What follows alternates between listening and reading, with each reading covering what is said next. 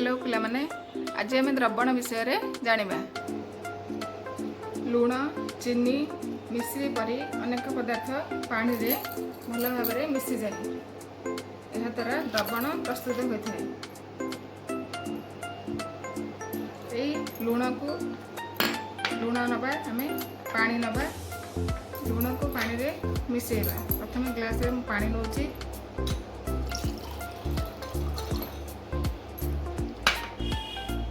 किसी लुण पकाउछि। देख लुणटा पानी रे भल भाव में मिसी जाउछि।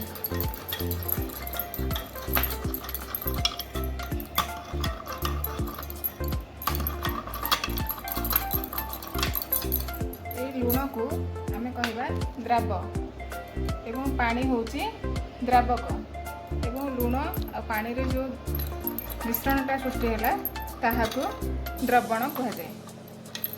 ये लुण पानीटा होची गोटे द्रवण। देख बर्तमान लुण पानी रे मिसी जाइए।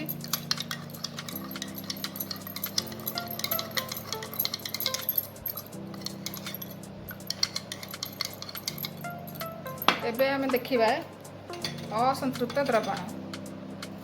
द्रवण रे जेतेबेला पर्यंत द्रव द्रवीभूत होउथाए आमे जेतेबेले लुण पानी रे लुण मिसेले पुणी आउ किछि लुण नबा मिसेबा एवं फेंटिबा। देखिबा जे लुण पानी रे मिसी जाउछि। द्रवण रे जेतेबेला पर्यंत द्रव द्रवीभूत होउथाए सेतेबेला पर्यंत द्रवण को असंतृप्त द्रवण कहा जाए।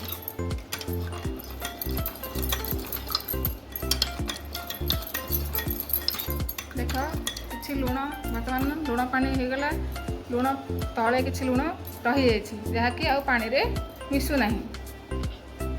जितेबले यही लुण आ मिसु नहीं सेतेबले याको संतृप्त द्रवण कहबा। जो द्रवण अधिक द्रव द्रवीभूत करि पारे नहीं सेही भली द्रवण को संतृप्त द्रवण कहा जाए।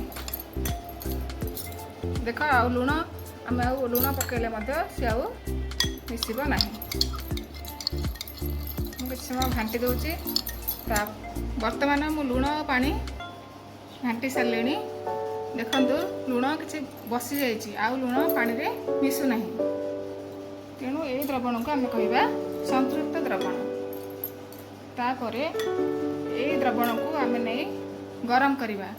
गरम करने पर देखा जेतिक लुण तले बसी सी पुणी पानी रे मिसी जीव। चलतु यही लुण पानी को आम गरम करी अधिक लुण से मिसाइबा। बर्तमान गैस फ्लेम ऑन करती पैन रे लुण पानी को आम ढाइबा। देखो लुण रही जाइए पानी रे मिसुची कि नहीं आम बर्तमान पानी गरम करके देखिए।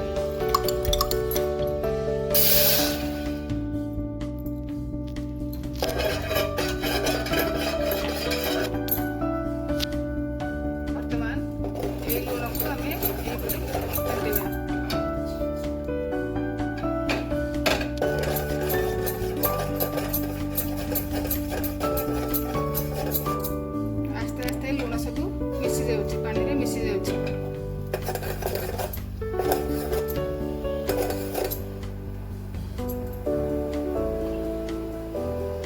एथिरे आउ टिके लुण मिसेबा।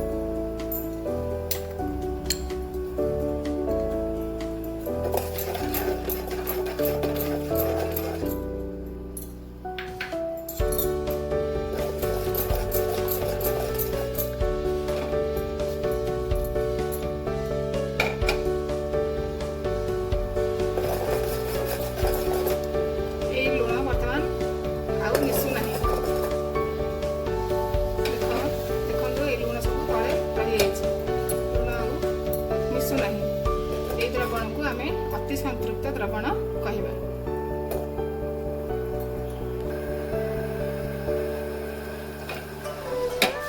यही लुण पानी रु पानी बाष्प होला पुणी लुण तले रही।